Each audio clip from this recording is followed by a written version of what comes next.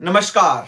हिमाचल प्रदेश की राजनीति में दो नेताओं का अहम योगदान रहा है, प्रोफेसर प्रेम कुमार धूमल और राजा वीरभद्र सिंह।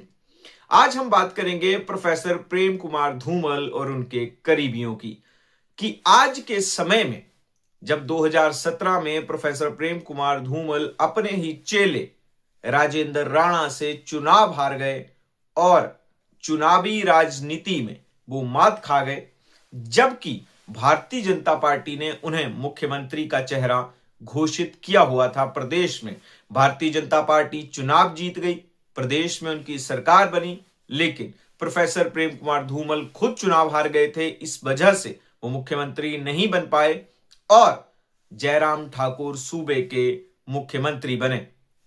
अब मैं आपको लेके आता हूं 2026 में। 2026 में इस समय सक्रिय राजनीति में धूमल नहीं दिख रहे हैं, लेकिन क्या हिमाचल प्रदेश में भाजपा को यदि सत्ता की गद्दी तक पहुंचना है तो क्या बिना धूमल के भाजपा सत्ता की गद्दी तक पहुंच सकती है? ऐसे में हम आज बात करेंगे कि क्या धीरे धीरे करके जयराम ठाकुर अपने पैर हिमाचल में पसार रहे हैं, तो दूसरी तरफ धूमल के करीबियों को, जिनकी वजह से हमेशा भारतीय जनता पार्टी सत्ता में आती रही है, उन्हें ठिकाने लगाने की कोशिश कर रहे हैं। मैं बारी बारी आपको नाम बताता चलूंगा। सबसे पहले बात करते हैं प्रोफेसर प्रेम कुमार धूमल के समधी, जी हां, गुलाब सिंह ठाकुर, जो प्रकाश राणा के हाथों, जो आजाद उम्मीदवार थे, 2017 में चुनाव हार गए। 7 बार विधायक रहे गुलाब सिंह ठाकुर। जब 2017 में चुनाव हारे तो उसी हार के साथ उनकी चुनावी राजनीति का अंत समझा गया। लेकिन आज भी गुलाब सिंह ठाकुर की राजनीतिक आहें भरी जाती हैं, बात होती है और गुलाब सिंह ठाकुर आज भी सक्रिय दिखते हैं। वहीं अब थोड़ा आगे बढ़ें, प्रकाश राणा ने जब उन्हें चुनाव हराया तो सक्रिय राजनीति से होते हुए भारतीय जनता पार्टी में आ गए। 2022 में भारतीय जनता पार्टी के चुनाव चिन्ह पर चुनाव लड़े और चुनाव जीत गए। यहां से गुलाब सिंह ठाकुर की राजनीतिक स्थितियां खराब हो गई। ये थे पहले व्यक्ति। अब मैं आता हूं दूसरा नाम, वीरेंद्र सिंह कंवर। 2022 तक लगातार 4 बार विधायक रहे, 17 से 2022 तक मंत्री रहे, लेकिन 2022 में अपने ही, मैं रिश्तेदार कह लूं, दोस्त कह लूं, या फिर राजनीतिक दोस्त थे उनके, देवेंद्र कुमार भुट्टो के हाथों कांग्रेस से चुनाव लड़ रहे थे उस समय देवेंद्र भुट्टो से वो चुनाव हार गए नजदीकी मुकाबले में, और यहीं वो अपने काम में आगे बढ़ गए। लेकिन एक और रोचक कहानी आती है हिमाचल की राजनीति में कि 9 विधायक क्रॉस वोटिंग कर देते हैं सरकार के खिलाफ, जिसमें से सरकार के 6 विधायक थे और 3 निर्दलीय, और उनमें देवेंद्र भुट्टो भी थे। देवेंद्र भुट्टो भाजपा ज्वाइन कर जाते हैं। उपचुनावों में भाजपा उन्हें टिकट देती है, चुनाव लड़ाती है, लेकिन विवेक शर्मा के हाथों देवेंद्र भुट्टो भी चुनाव हार जाते हैं। अब वीरेंद्र कंवर और देवेंद्र भुट्टो के बीच रेस है, लेकिन उस रेस में देवेंद्र भुट्टो आगे दिखते हैं हर बार, क्योंकि संगठन की कमान जगत प्रकाश नड्डा ने देवेंद्र भुट्टो के हाथों दे रखी है।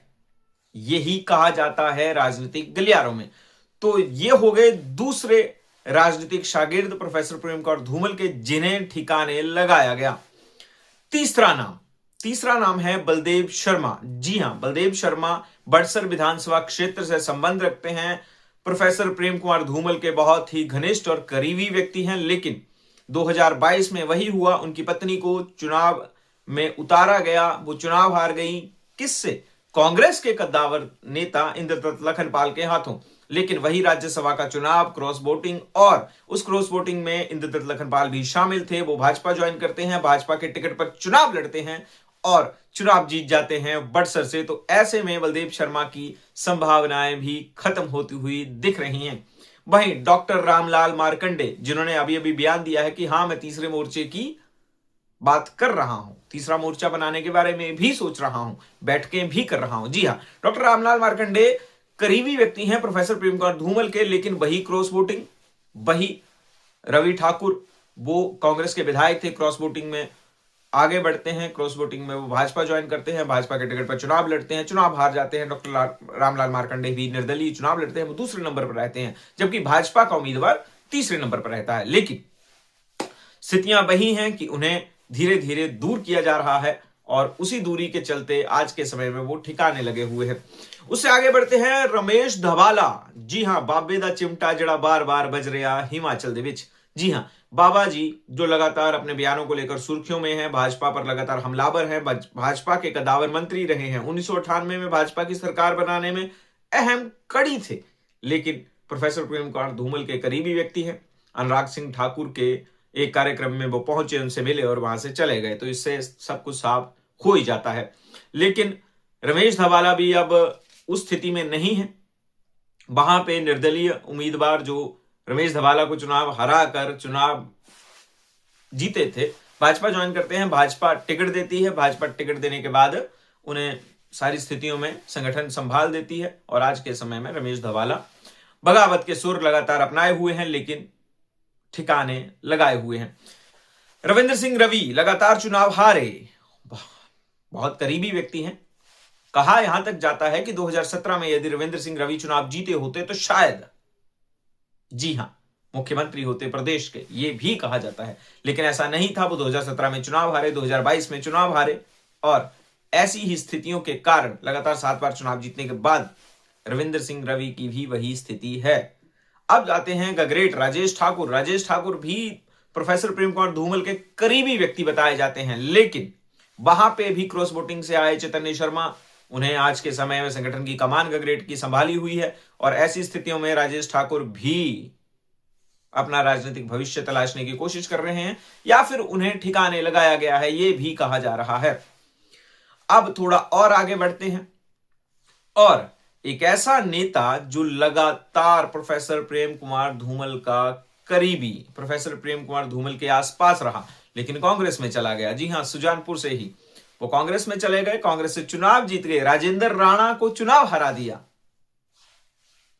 आज भी धूमल जी का गुणगान करते हैं लोग, तो यहां तक कहते हैं कि धूमल जी की सक्रियता या अनुराग ठाकुर की सक्रियता होते ही वो भाजपा ज्वाइन कर जाएंगे। कितना सच है कितना झूठ ये तो नहीं पता, लेकिन स्थितियां यही हैं कि रंजीत जो हैं वो बहुत करीबी व्यक्ति हैं धूमल साहब। अब थोड़ा और आगे बढ़ते हैं, जो इस समय विधायक हैं, सुखराम चौधरी विधायक हैं इस समय, लेकिन धूमल जी के करीबी हैं, वो भी डाउटफुल चलते हैं कभी कभी। इस समय जो चुनाव जीते हुए हैं धूमल जी के करीबी, उनमें जो नाम आते हैं वो हंसराज हैं, सुखराम चौधरी हैं,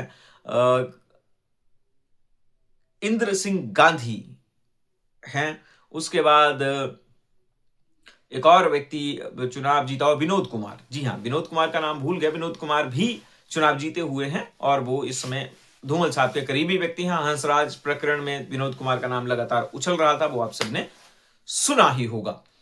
तो ये सभी वो लोग हैं जो अगर थोड़ी सी भी सीढ़ियां या ठेलियां लेते हैं तो भाजपा को सत्ता के दरबार में पहुंचने के लिए मुश्किलें होंगी। वीरेंद्र सिंह कंवर का अपना एक रसूख है अपनी कंस्टिट्यूंसी में। रमेश धवाला ओबीसी कम्युनिटी को अच्छा खासा हिट करते हैं 2 से 3 कंस्टिट्यूंसीज में, और अगर उन्होंने थोड़ी सी भी छेड़छाड़ की, यदि उनका अभी भी इन्फ्लुएंस जैसा बताया जाता है कि बचा हुआ है, अगर बचा हुआ तो भाजपा उन तीनों ही कंस्टिट्यूंसीज में चुनाव नहीं जीत सकती। वैसी ही स्थितियां डॉक्टर रामलाल मार्कंडे हैं, वो सशक्त हैं अपने विधानसभा क्षेत्र में, और ऐसी स्थितियों में वहां से भाजपा के कैंडिडेट का चुनाव जीतना असंभव माना जाता है। वहीं बलदेव शर्मा का वही है कि बड़सर में अगर बलदेव शर्मा और संजीव शर्मा ये दोनों ही अगर साथ ना दें भाजपा कैंडिडेट का, तो वो भी चुनाव नहीं जीत सकते। अब सत्यता क्या है कि कितना कांग्रेस का कैडर शिफ्ट होकर भाजपा में आया है बड़सर में, ये तो समय के साथ देखा जाएगा।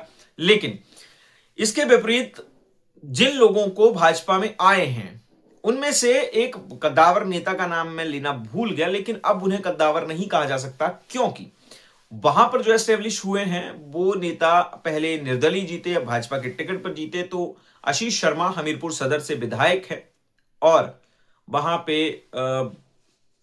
एक पॉलिटिकल फैमिली के व्यक्ति का, नरेंद्र ठाकुर का अचानक से गायब रहना, यह भी परिस्थितियों में, लेकिन वो भाजपा में हैं, धूमल साहब के करीबी बताए जाते हैं, धूमल साहब उनके पिताश्री के करीबी थे। ये सारा सिनेरियो इस प्रकार है। तो क्या आपको भी लग रहा है कि प्रोफेसर प्रेम कुमार धूमल के करीबियों को धीरे धीरे ठिकाने लगाया जा रहा है ताकि ये भविष्य में भाजपा को नुकसान ना पहुंचा सके? क्या कमिटमेंट्स हुई हैं जो लोग राज्यसभा के चुनाव में क्रॉस वोटिंग करके भाजपा में आए हैं कि अगर आप उपचुनाव में चुनाव हार जाते हैं तब भी आपको टिकट दिया जाएगा? क्या यह कमिटमेंट उन लोगों के साथ हुई है?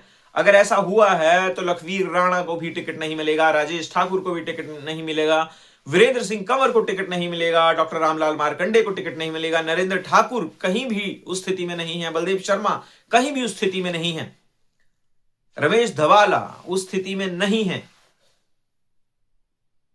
ये सारे वो 9 चेहरे जिन्होंने भाजपा से 2022 में चुनाव लड़ा था, लेकिन आज की स्थितियों में उन्हें टिकट मिलने की संभावना नहीं है।